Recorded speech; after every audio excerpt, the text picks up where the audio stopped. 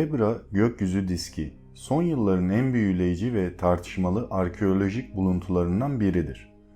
1600'lere tarihlenen bu bronz diskin çapı 32 santim ve yaklaşık 2 kilogram ağırlığındadır. Mavi yeşil desenlidir ve bir hilal, güneşi veya belki de bir dolunayı, yıldızları bir güneş teknesi olarak yorumlayan kavisli bir altın kordonu vardır. Bir başka altın şeridi temsil eden altın yaprak sembolleriyle kabartılmıştır. Diskin muhtemelen ufuklardan birini temsil eden kenarı vardır. Bronz çağı hazinesi olarak gözükmektedir. Nesne, 1999'da hazine avcıları tarafından Almanya Berlin'in 180 kilometre güneybatısındaki Ziegelroda ormanındaki Nebra kasabası yakınlarındaki Mittelberg tepesini çevreleyen tarih öncesi kapalı bir alanda bir metal dedektörü kullanılarak keşfedilmiştir. Ne yazık ki hazine avcıları diskin dış kenarını parçalamak, yıldızlardan birini kaybetmek ve altın diskten büyük bir parçayı yontmak dahil olmak üzere yerden kaba çıkarılması sırasında diske önemli ölçüde zarar vermişlerdir. Yağmacılar daha sonra diski iki kılıç, iki eksen, bir keski ve kolçaklarla birlikte yerel arkeologlara satmaya çalıştılar. Ancak kısa süre sonra nesnelerin kanunen açığa çıkarıldıkları Sachsen-Anhalt eyaletine ait olduğunu, dolayısıyla yasal olarak satılamayacaklarını keşfettiler. Şubat 2003'te diski İsviçre'deki bir antika koleksiyoncusuna 400.000 dolara satmayı denediler. Ancak toplayıcı aslında Basle'deki Hilton Oteli'nin bodrum katında oynanan grubu tuzağa düşürmek için sokma operasyonunun bir parçası olarak İsviçre polisi için çalışıyordu. Grup daha sonra tutuklandı ve disk kurtarıldı. Şimdi Sachsen-Anhalt eyaletinin mülküdür. Evet, hikayesi biraz değişik ama yağmacıların elinden bayağı bir süre alınması ile ilgili işlemler yapılmış. Nebra gök diski nedir diyebilirsiniz burada. Hemen onu da açıklayalım. Peki Nebra gök diski tam olarak nedir ve ne için kullanıldı sorularını yanıtlayalım. Birçok araştırmacı kozmosun şimdiye kadar bulunan ve bilinen en eski gerçekçi temsili olduğuna inanıyor. Belki de ekim ve hasat zamanlarını belirlemek için bir tür astronomik hesaplama aracı veya gelişmiş bir astronomik saat olarak kullanıldı. Binlerce yıldır tüm Kuzey Avrupa'da yaz ve kış dönümlerini işaretlemek için anıtlar hizalandı. Stone Age, Wiltshire, İngiltere ve Newgrange ve İrlanda'da ünlü örnekleri mevcuttur. Tunç çağı insanları bir tarım toplumu olduğundan yılın zamanını ve dolayısıyla ekim ve hasat için doğru zamanları bulmanın bir yöntemi açıkça hayati önem taşıyordu. Bunu yapmanın bir yolu güneşin gün doğumu ve gün batımındaki konumunu belirlemekti. Nebra diskinin astronomik ve astrolojik bir cihaz olma olasılığından etkilenen Bochum Üniversitesi'nden Profesör Wolfhard Schlosser, diskin her iki tarafındaki yay çifti arasındaki açıyı ölçtü ve bunun 82 derece olduğunu buldu. Büyüleyici bir şekilde Mittelberg tepesinde yüksek yaz ortası gün batımı ile kış ortasındaki alçak gün batımı arasında güneş ufukta yaklaşık 82 derece hareket ediyor gibi görünüyor. Bu açı bir yerden diğerine değişecektir. Daha kuzeyde örneğin 90 derece ve güneyde 70 derece olacaktır. Ancak Orta Avrupa'nın kısıtlı bir kuşağında güneşin gökyüzünden geçişi tam olarak 82 derecedir. Schlosser, Nebra diskinin çevresi boyunca uzanan yay çiftinin gerçekten de güneşin gün dönümlerinin konumu için doğru şekilde tasvir ettiği sonucuna vardı. Bu, Orta Avrupa'nın bronz çağı tarım toplumlarının kabul edilenden çok daha sofistike göksel ölçümler yaptıklarını gösterir. Gelelim Nebra diskinin aldatmaca mı yoksa gerçek mi olduğu tartışmalarına.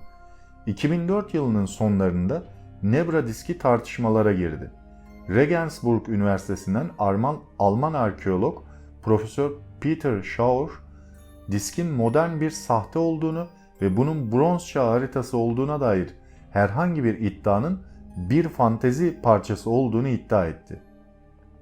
Profesör Shaur, eser üzerinde sözde bronz çağı yeşil patinanın muhtemelen yapay olarak asit, idrar ve kaynak makinesi kullanılarak bir atölyede yaratıldığını ve hiç de eski olmadığını belirtti. Diskin kenarındaki deliklerin eski olmayacak kadar mükemmel olduğu ve nispeten modern bir makine tarafından yapılmış olması gerektiği konusunda ısrar etti. Kendi sonucu nesnenin milattan sonra 19. yüzyıl Sibirya şamanının davulu olduğuydu. Ancak daha sonra Shaur'un iddiasını yapmadan önce eseri hiç kendi başına incelemediği ve teorilerini hakemli bir dergide yayınlamadığı ortaya çıktı. Ancak Shaur'un itirazları Alman arkeoloji camiasını şok etti ve diskin gerçekliği hakkında bazı önemli soruları gündeme getirdi. Arkeologlar ayrıca 2 bronz kılıç da dahil olmak üzere Nebra diskinde bulunduğu iddia edilen diğer eserlerin birbirine ait olmadığı iddia ediyor. Bu nedenle arkeolojik bulgunun belirlenmiş konumundan şüphe duyuyorlar. Rüdiger Krauss, önceki metal analizleri gökyüzü diskinin Mittelberg sahasında bulunduğunu şüphesiz belirleyemedi. Frankfurt Üniversitesi'nde Avrupa Tarih Öncesi ve Erken Tarih Profesörü Rüdiger Krauss, Discovery'e verdiği demeçte disk bireysel bir bulgu olarak değerlendirilmelidir dedi. Sonunda bugüne kadar hizmet eden diğer eşyalarla birlikte bir depoda bulunma geçmişine sahip değil. Bu artık katı bilimsel kriterlere dayalı olarak ileri sürülemez. Metal analizleri üzerine yapılan çalışmalarda uzman olan Krauss, değerlendirmenin bu kısmından öncelikli olarak sorumluydu. Hem Krauss hem de Münih Devlet Arkeoloji Koleksiyonu'nun yöneticisi ve Münih Üniversitesi'nde tarih öncesi profesörü olan Gebhardt, birkaç yıl önce eserlerin çeşitli buluntularının mikroskobik gözlemlerini yaptılar. Öğelerin önceki gözlemlerde aynı tip bakırdan yapıldığı kabul edildi. Ancak Krauss ve Gebhardt'ın özellikle diğer parçalardakilerle eşleşmeyen gökyüzü diskindeki kurşun izotopları nedeniyle şüpheleri var. Keşif koşulları nedeniyle Nebra gökyüzü diskinin güvenli bir arkeolojik bağlamı yoktu. Bu nedenle doğru tarih belirlemek son derece zordu. Birincisi, keşif koşulları nedeniyle Nebra diskinin güvenli bir arkeolojik bağlamı olmamasıydı. Bu nedenle özellikle karşılaştırılacak benzer bir şey olmadığından doğru bir şekilde tarih atmak son derece zordu. Nesne üzerinde yapılan tarihleme, onunla birlikte satışa sunulan ve aynı siteden olması gereken bronz çağı silahlarının topolojik tarihlendirmesine dayanıyordu. Bu baltalar ve kılıçlar M.Ö. 2000 yılının ortalarına tarihleniyordu. Diskin antik dönemine dair sağlam kanıtlar Almanya'daki Halle Arkeolojik Araştırma Enstitüsü tarafından sağlandı. Enstitü, eseri gerçekliğini doğrulayan kapsamlı bir dizi teste sundu. Örneğin diskte kullanılan bakır, Avusturya Alplerindeki bir bronz çağı madenine kadar izlendi. Testler ayrıca pratik olarak benzersiz bir sert kristal malakit karışımının eseri kapladığını keşfetti. Buna ek olarak diskteki korozyonun mikrofotografisi de bunun gerçekten eski bir eser olduğunu ve bir sahtekar tarafından üretilemeyeceğini kanıtlayan görüntüler üretti. Burada net bir bilgi olarak da şunu söyleyebilirim. Arkeologların direkt olarak bulmadığı eserlerin birçoğu bu şekilde tarih kaçakçıları tarafından bulunuyor ve büyük bir çoğunluğu da gerçekten gerçek eserler olmuyor. Elden ele satılıyor veya satılmaya çalışılıyor, yakalanılıyor, bir kısmına el konuluyor. Bu tarz işler de döndüğü için Nebra diskinde de bu kuşkular bir dönem yaratılmış. Net bilgi olarak şunu söyleyebilirim. Bu tarz arkeolojik bulguların arkeologlar tarafından bulunanları kesindir ama diğer tarih kaçakçıları ya da eser kaçakçıları tarafından olanların birçoğunda muallak mevcuttur. 2006'nın başlarında bir grup Alman bilim insanı tarafından diskin en son incelemeleri, diskin gerçek olduğu ve Güneş ve Ay takvimlerinin senkronizasyonu için karmaşık bir astrolojik saat olarak işlev gördüğü sonucuna varmıştır. 2010 yılında Almanya'daki Mainz ve Halle-Wittenberg üniversitelerindeki bilim adamları diskin Akdeniz'deki Thera adasındaki feci volkanik patlamadan sonra kullanım dışı kalmış olabileceğini tahmin ettiler.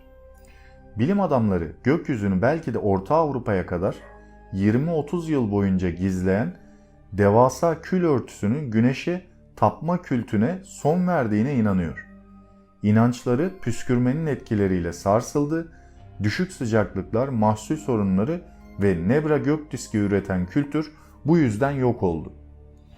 2001'de antika piyasasında göründüğünde diskin sahte olduğundan şüpheleniliyordu. Wikipedia makalesinde özetlenen bilimsel araştırma 2010'da yaygın olarak kabul edilen özgünlüğüne dair kanıtlar sağladı. Ocak 2021'de The New York Times'ta Berkey Ferreira tarafından yazılan bir makale bu nesnenin tarihi boyunca devam eden anlaşmazlıkları bildirdi. Nebra gökyüzü diski şimdiye kadar keşfedilmiş en eski cennet rehberidir ve kesinlikle Goseks bölgesi ile birlikte Avrupa'daki ayrıntılı astrolojik bilginin ilk örnekleridir. Ama belki de hikayenin sonu bu değil. Wolfgang Schlosser merak uyandıran bir şekilde şu anda değeri 11,2 milyon dolar olan bu diskin bir çiftten biri olduğuna ve diğerinin hala orada Nebra sitesinde bir yerde bulunmayı beklediğine inanıyor. Videolarıma yorum yapmayı ve görüşlerinizi bildirmeyi unutmayınız. Bir sonraki videoda görüşmek üzere, hoşça kalın.